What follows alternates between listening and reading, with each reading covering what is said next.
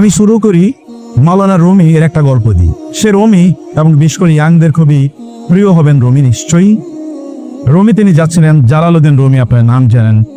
তিনি যাচ্ছিলেন একটি জঙ্গল দিয়ে, সেখানে দেখলেন একটা মোটা সোটা তিতির পাখি। তিনি পাখিটাকে ধরলেন, এরপর সিদ্ধান্ত নিলেন, মানে সিদ্ধান্ত নিচ্ছিলেন তিতির পাখিটাকে কি ঝলসে আগুনে ঝলসে খাবেন নাকি এটাকে রান্না করে খাবেন।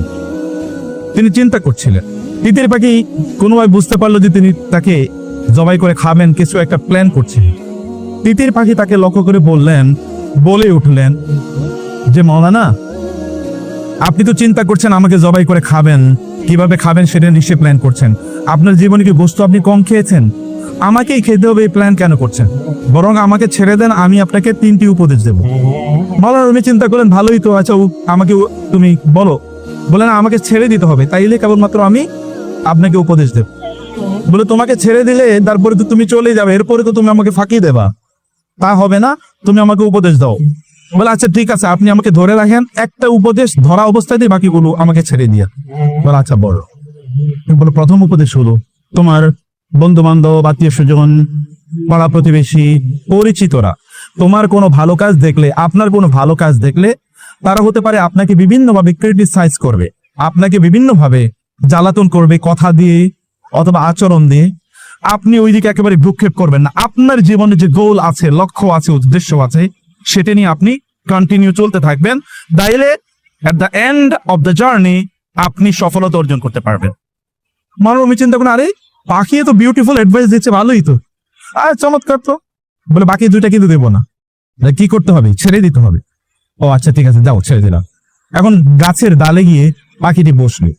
বসার পর পাখি বলল যে, এবার তিনি বললেন তাহলে দ্বিতীয় উপদেশ দাও। বলে দ্বিতীয় উপদেশ হচ্ছে, আপনার জন্য অতীত নিয়ে কোনোদিনই কি করবেন না, অতীত নিয়ে কোনোদিন আফসোস করবেন না। যা চলে গেছে সেটা নিয়ে আফসোস করবেন না, বরং প্রেজেন্ট নিয়ে বাঁচুন, ভবিষ্যৎ নিয়ে পরিকল্পনা করুন। যেমন ধরেন, এখন আপনাকে একটা ঘটনা বলি। এই যে আমার পেটে খুবই দামি 2 কেজি মূল্যবান পাথর ছিল, খুবই দামি। এইটা যদি আপনি আমাকে ধরে রাখতেন এবং জবাই করতেন, ওই পাথর আপনি পেলে আপনার 14 গোষ্ঠী বসে বসে খাইতে পারতো রাজার মতো করে। এই যে আপনি এটা বড় ভুল করেছেন। এটা শোনার পর তো রুমির মাথা গরম। এবার রুমি তার পিছনে দৌড়াচ্ছে তারা ধরার জন্য, আর ওই পাখি এক ডাল থেকে আরেক ডালে যাচ্ছে। রুমি যখন ক্লান্ত, তখন বিক্রি পাখি বলল, দেখেছেন এই যে মাত্র আপনাকে যে উপদেশটা দিলাম, এটাই তো আপনি ভুলে গেলেন। আমি না বলেছি অতীত নিয়ে আপনি কোনো টেনশন করবেন না? আপনি তো অতীত নিয়ে পড়ে আছেন, আমাকে ছেড়ে দিয়েছেন, আপনি কি আর আমাকে ধরতে পারবেন? তা তো পারবেন না। তাহলে অতীত নিয়ে পড়ে আছেন, কারণ আপনাকে প্রেজেন্ট নিয়ে, ভবিষ্যৎ নিয়ে পড়ে থাকা দরকার ছিল। বলে তাইলে ঠিক আছে, তুমি এবার আমাকে 3 নম্বর উপদেশটা দাও। 3 নম্বর উপদেশটা দাও। তিনি বললেন 3 নম্বর, মানে পাখি বলল 3 নম্বর উপদেশটা হলো, যিনি আপনার উপদেশ শুনতে চান না তাকে উপদেশ দিন না। এখন বলেন আমি কি করব? আপনি শুনবেন তো উপদেশ? ওকে, মাশাআল্লাহ, জাযাকুমুল্লাহ খায়ের। এটা নাসিরউদ্দিন হুজ্জা এক জায়গায় গিয়েছিল, আপনি জানেন তো। ওইখানে যাওয়ার পর মানে তাকে আসলে বিপদে ফেলতে চেয়েছিল, কারণ যেখানে যান ওইখানে সুন্দর কথা বলেন তিনি, প্রশ্নের উত্তর ভালো করে দেন।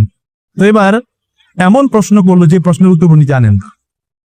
এখন লোকেরা চিন্তা করলো যে আপনারা কি এখানে মোটামুটি সবকিছু জানেন? বলে হ্যাঁ, আমরা মোটামুটি জানি। আচ্ছা ঠিক আছে, উনি যে প্রশ্ন করেছেন এই প্রশ্নের উত্তর কারা কারা জানেন? তো একেবারেই জানেন এরকম তো বলতে পারেন। একদল লোক হাত তুললো, একেবারে হালকা করে যে জানি, আর আরেক দল হাত তোলে নেই। তিনি বললেন যে যারা জানেন তারা ওনাদেরকে জানিয়ে দেন, আসসালামু আলাইকুম ওয়া রাহমাতুল্লাহ। তো আমিও হয়তো যা বলবো হতে পারে most of the things will be known to you, but still it is a reminder. এটা একটা রিমাইন্ডার, কারণ আল্লাহ সুবহানাহু ওয়া তাআলা বলেছেন, ফাযাক্কির ফাইন্না যিকরা তানফাউল মুমিনিন।